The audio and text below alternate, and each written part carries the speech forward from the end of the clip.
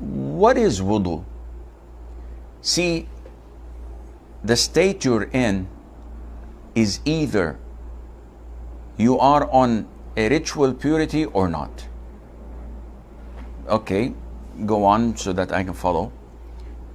When you perform wudu, you are in the state of major and minor ritual purity, which means that you can pray. Now, I'm not going to go into the major ritual impurity, which is known to be the state of kufr to some scholars, and a state of janaba resulting from sexual intercourse or discharge of semen,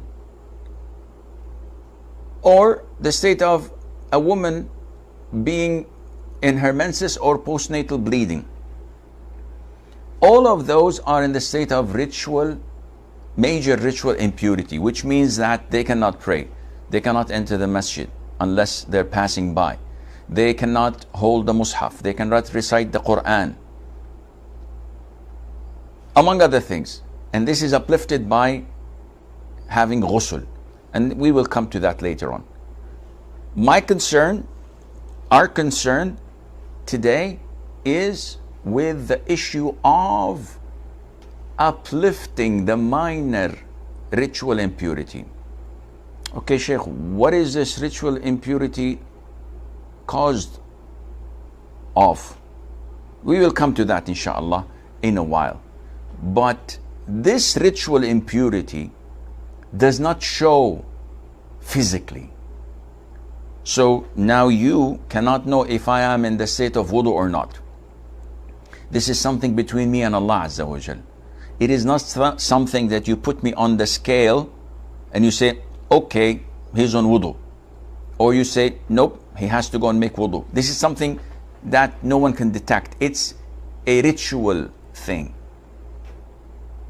So in order to pray, you have to be in the state of wudu. Otherwise, your prayer is invalid.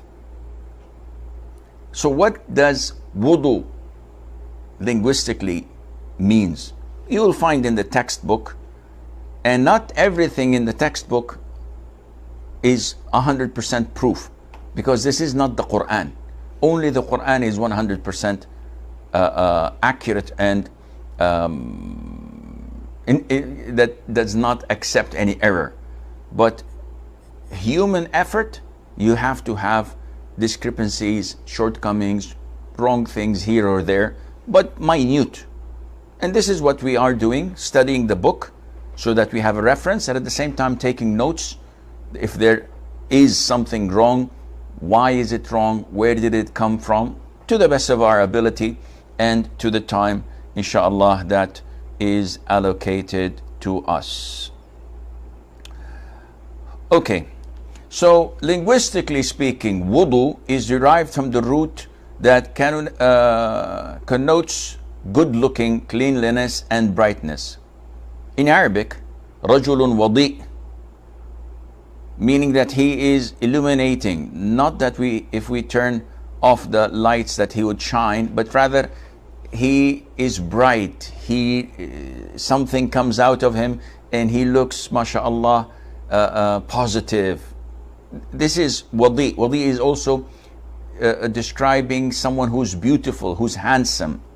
Linguistically, it is the use of water in respect of 4 organs: the face, arms, head and feet, in a particular way defined by Islam with the intention of worship. So if you do the acts of wudu that we usually do, but you do not intend that it is wudu, you're just doing it as a habit, as an exercise, for any other reason, this doesn't count. It has to have the intention of worshipping Allah Azza wa Jal.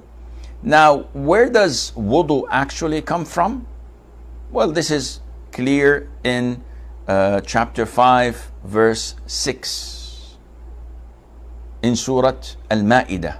يا أيها الذين آمنوا إذا قمتم إلى الصلاة فاغسلوا وجوهكم وأيديكم إلى المرافق وامسحوا برؤوسكم وأرجلكم إلى الكعبين. The ayah. So it clearly states, "O you who believe, whenever you want to pray, then you have to wash your faces, your hands till your elbows, wipe over your heads, and wash your feet." So this is in the Quran. Also in hadith of Uthman ibn Affan, may Allah be pleased with him, he described how the Prophet ﷺ used to perform the wudu.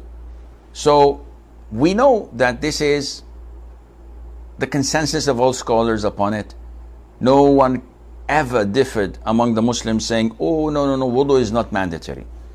No, this is something recommended, or this is an innovation." No one dares to say this, because all Muslims agree upon this fact.